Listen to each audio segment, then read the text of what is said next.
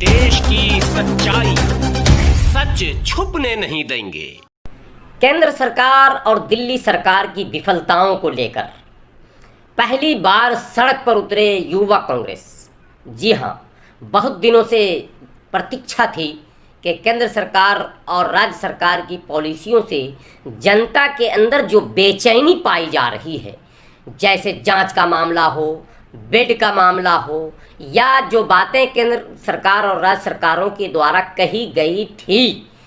राज्य सरकार ने बार बार कहा कि 5T पर काम किया जाएगा, लेकिन 5T में एक भी टी पर राज्य सरकार ने काम शुरू नहीं किया।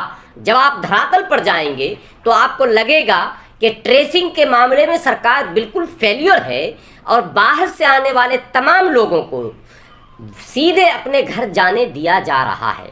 और यहाँ तक कि जो लोग कोरोना जैसे बीमारी से पीड़ित संक्रमित बताए जाते हैं, उन्हें भी कहा यह जा रहा है कि आप घर में रहकर क्वारंटीन हों, कहीं और जाने की ज़रूरत नहीं है।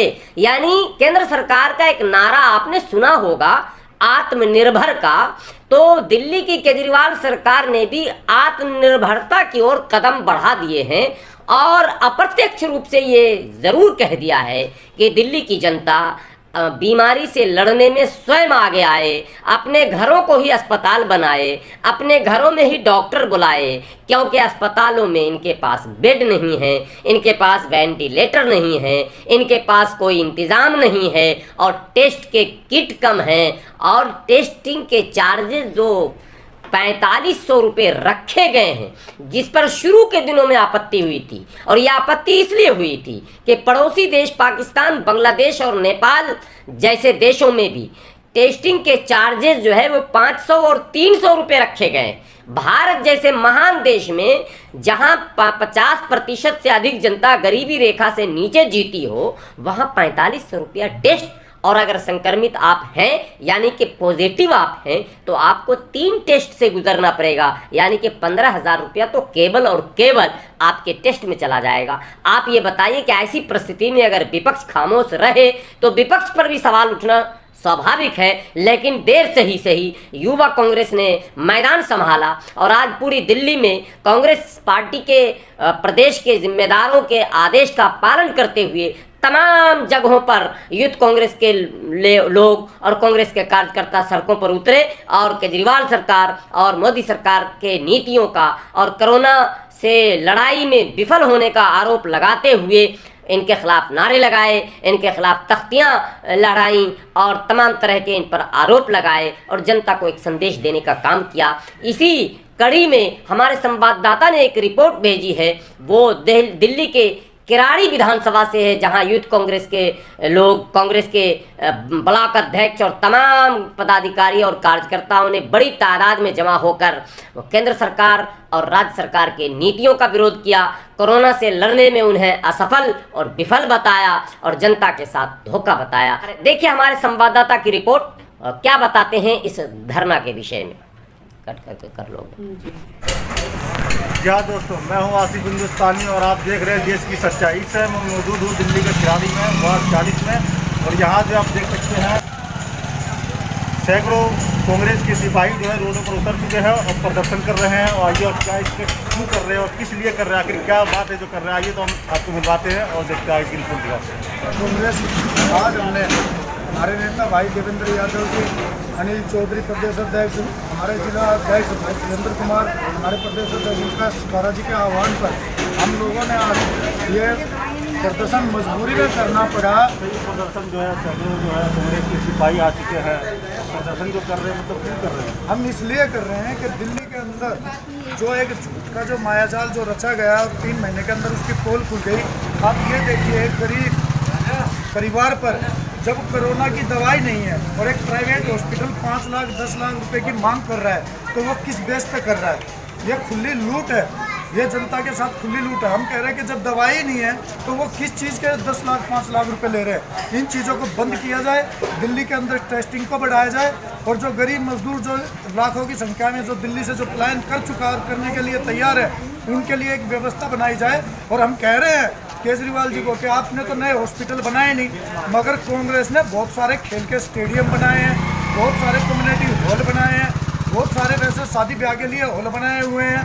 तो हम ये कह रहे हैं कि आप उन्हीं को यूज कर लीजिए, मत लीजिए आप कांग्रेस का नाम कि कांग्रेस ने इनको बनाया था, आप उनको हॉस्पिटल के रूप में तैयार कीजिए। अनिल चौधरी जी दिल्ली प्रदेश के अध्यक्ष हैं और किराड़ी जिला के जिला अध्यक्ष भाई सुरेंद्र कुमार जी का आदेश मिला है हमें कि अपने अपने वार्ड में केंद्र सरकार और दिल्ली सरकार की नीतियों के खिलाफ आपको विरोध प्रदर्शन करना है। जो दिल्ली की गरीब जनता परेशान हो रही है, बेहाल मर रही है हॉस्पिटलों में, उनको न दवाई गोली का ही कोई इंतजाम है। अगर हॉस्पिटलों में टेस्ट कराने जाते हैं तो उनको बोल देते हैं आप घर में क्वारंटाइन रहो। इनसे ही हम ये मालूम करना चाहते हैं, कौन सा घरों के अंदर आपने केमिस्ट की दुकानें, दवाइयाँ, डॉक्टर बिठा रखे हैं गरीबों के घर में? क्या आपको दारू के ठेके का बिजनेस करने में, दोनों को मौज मस्ती फंड इकट्ठा करने में लगा हुआ है? हॉस्पिटलों के अंदर देखो गरीब आदमी किस तरीके से भूखे प्यासे, दवाई गोली खाना पीना कुछ नहीं मिल रहा उनको। शर्म नहीं आती इन लोगों को जो घरों के अंदर अपने ऑफिसों के अंदर टीवीओं पर बैठ के वीडियो कॉलिंग करके बड़े बड़े भाषण दे करके इनको डूब कर मर जाना चाहिए। हेलिया पे गुजारा कर रहे हैं धूम में, गली में बिलकते हुए। उनके घरों में जाकर के देखो ना, आप टीवीओ में बैठ के बड़े बड़े भाषण करते हो कि हमारे पूरे दिल्ली के अंदर पूरा इंतजाम है। अंदर जो है अस्पतालों में क्या किसी का सही से इलाज नहीं हो पा रहा? कुछ भी नहीं हो पा रहा। मैं खुद इस चीज का भुक्तभोगी हूँ।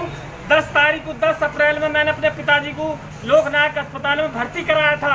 14 तारीख को उनको डेट हो गई और मेरे को 25 तारीख तक कोई पता नहीं दिया कि मेरे पिताजी का देहांत हो गया है। मेरे को 25 तारीख तक ये बताते रहे कि आपके पिताजी ठीक हैं और कल ला करके 25 तारीख को ये बोले कि 25 तारीख 26 में आप डेड बॉडी वो ठीक है ले जाना उनको, क्योंकि 26 शनिवार का दिन था 25 तारीख का, अगले दिन संडे था, ठीक है मंडे को आके अपने पिताजी को ले जाना ठीक है वो।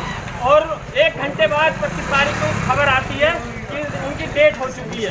1 घंटा पहले ठीक है हाँ जी, 1 घंटे के बाद हाँ जी। क्या इसमें कहीं राजनीति या राजनीति ये है कि 12-13 तारीख को, जिससे मैंने 10 तारीख को एडमिट करे थे उनको, तो 14 तारीख को जब खत्म हुए तो 12 में 13 में मैंने बात करी अपने पिताजी से। मेरे पिताजी बोले मैं ठीक हूँ बिल्कुल। और 14 तारीख की सुबह जब मैंने 6 बजे कॉल लगाई तो फोन नहीं लगा उनका, स्विच ऑफ जा रहा था। उनकी जेब में 5,000 रुपये अस्पताल में डेथ हुई थी आपकी? जी कौन से अस्पताल इसमें NLJP लोकनाथ जी। और मैंने इस चीज़ की मांग करी है, सतिंदर जैन जी की ईमेल पे अपने लिख करके डाला था, और जफरुल इस्लाम जी हैं जो हमारे मुस्लिम कमेटी की दिल्ली के अध्यक्ष हैं, और MS हॉस्पिटल जो NLJP के MS उनको भी डाला, अभी तक कोई इसका जवाब नहीं मिला।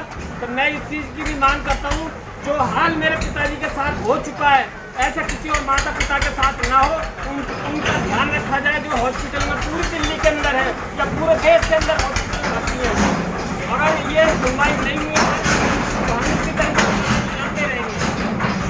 मतलब जो है आप ये कहना चाह रहे हैं कि दिल्ली के अंदर जो है स्वास्थ्य के मामले में, इलाज के मामले में लापरवाही की जा रही है। एक बीमारी से फेल हो चुके हैं, हर तरीके से बैठ के लंबे भाषण देते हैं।